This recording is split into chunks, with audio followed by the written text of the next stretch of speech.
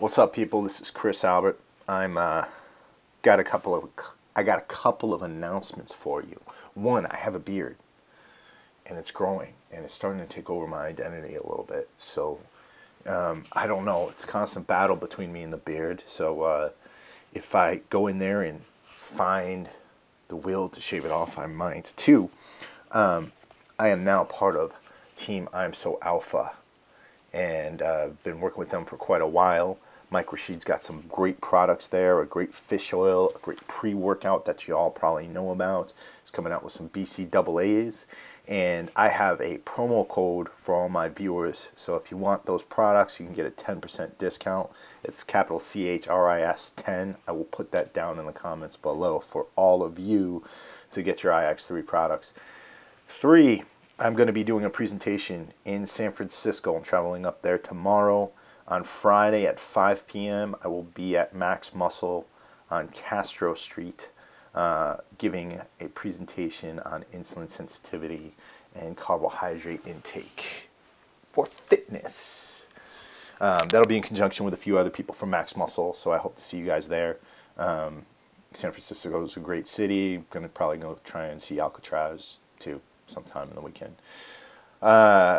Finally, I want to talk to you all about red meat. Got a couple of questions from a gentleman named Thomas. He wanted to know if he should include red meat in his diet or if it was really freaking bad. Here's my answer.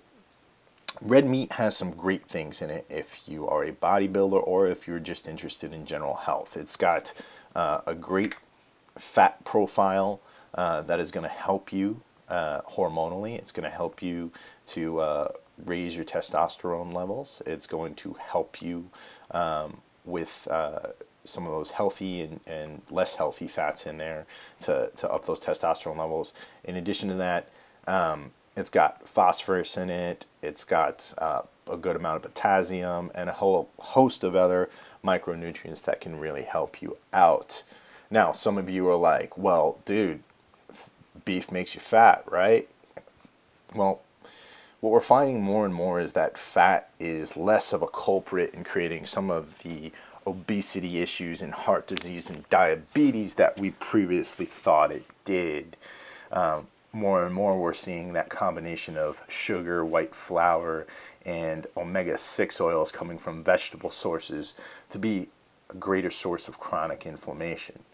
Also, some of you have probably heard that red meat contains different carcinogens in it that could lead to cancer because they also cause chronic inflammation. Well, right now, none of those hypotheses have been proven in any study linking red meat to cancer. They just have a bit of anecdotal evidence. So if you're looking to eat red meat and you want to include it moderately in your diet, there isn't really a problem. Finally, there's the cost. The cost can be quite significant, but there are some cheaper ways to get lean sources of red meat.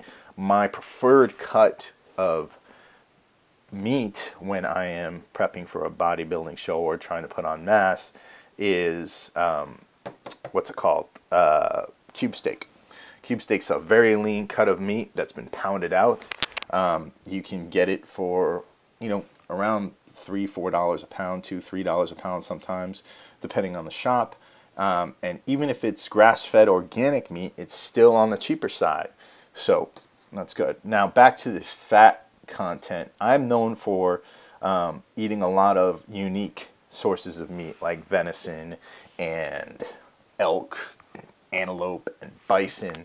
And for those of you who are afraid of the fat content of meat, of beef, then these are some great sources that have all the micronutrients that you'd want from beef, and are still sources of red meat that have less or equal to,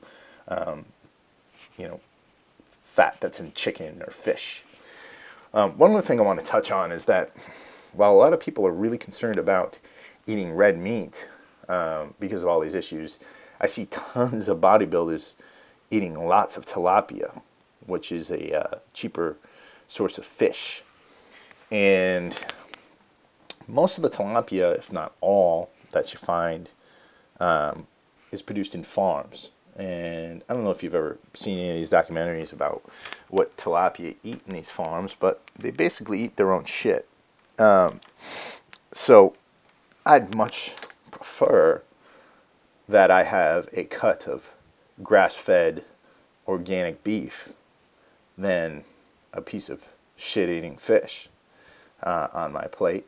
I don't really think tilapia is very healthy, and it's been definitely demonstrated that its micronutrient profile is absolutely garbage. It's basically, you're just eating inanimate lumps of protein that have very little taste and are pretty disgusting.